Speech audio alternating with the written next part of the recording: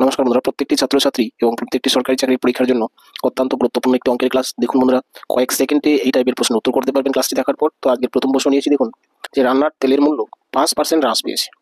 একটি পরিবারের তেল বাবদ খরচ একই রাখতে চাইলে তেলের ব্যবহার শতকরা কত বৃদ্ধি করতে হবে? কিচ্ছু না বন্ধুরা, কয়েক সেকেন্ডে এই প্রশ্নের উত্তর হয়ে যাবে। দেখুন যে কি হয়েছে, তেলের মূল্য 5% হ্রাস পেয়েছে, সেই 5টা আগে উপরে লিখবো। 5% হ্রাস পেয়েছে, তাহলে হবে কত, তাই না? 5% হ্রাস পাওয়া মানে 100-তে 5 কমে গেছে, তাহলে 100-তে যদি 5 কমে যায় তাহলে হবে কত, 95।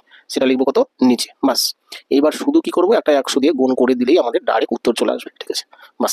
এটা আমরা কাটাকাটি করবো, যদি কাটাকাটি না যায় তাহলে ভাগ করবো। দেখুন 5 দিয়ে কাটাকাটি যায়, তাই না? 5 অক্ষে 5, 5 19-এ 95 হলো। এবার দেখুন 19 দিয়ে 100-কে আর ভাগ যায় না, তাহলে আমরা কি করবো, যে 19 দিয়ে 100-এর মধ্যে কতবার যায়, 5 বার। 5 19-এ 95, তাই না? তাহলে 95 থেকে 100 পর্যন্ত আরো 5 থাকছে, সেই 5 উপরে লিখবো, আর নিচে কত, 19। অর্থাৎ 5 সমস্ত 5/19%। 5 সমস্ত 5/19%, অপশন নম্বর এ দেখুন উত্তর হয়ে গেল। ঠিক আছে, বাস। এরপরে দেখুন পরের প্রশ্ন, যে চিনির মূল্য 25% বৃদ্ধি পেয়েছে। একটি পরিবারে চিনি বাবদ খরচ একই রাখতে হলে চিনির ব্যবহার শতকরা কত হ্রাস করতে হবে?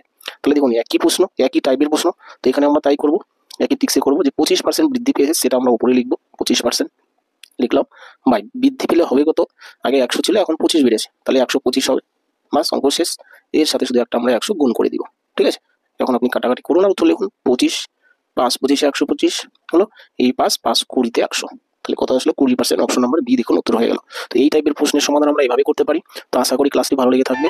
যদি ক্লাসটি ভালো লাগে অবশ্যই লাইক কমেন্ট শেয়ার করবেন, আর নতুন যারা আমার চ্যানেলে এসেছেন অবশ্যই চ্যানেলটি সাবস্ক্রাইব করবেন, কেন কি প্রতিদিন আমি এরকম একটি করে ক্লাস দিয়ে থাকি, যে আপনার চাকরির পরীক্ষায়, স্কুল কলেজের পরীক্ষায় আপনি অনেকটা সহায়তা পাবেন। তো রাখছি বন্ধুরা, থ্যাংক ইউ।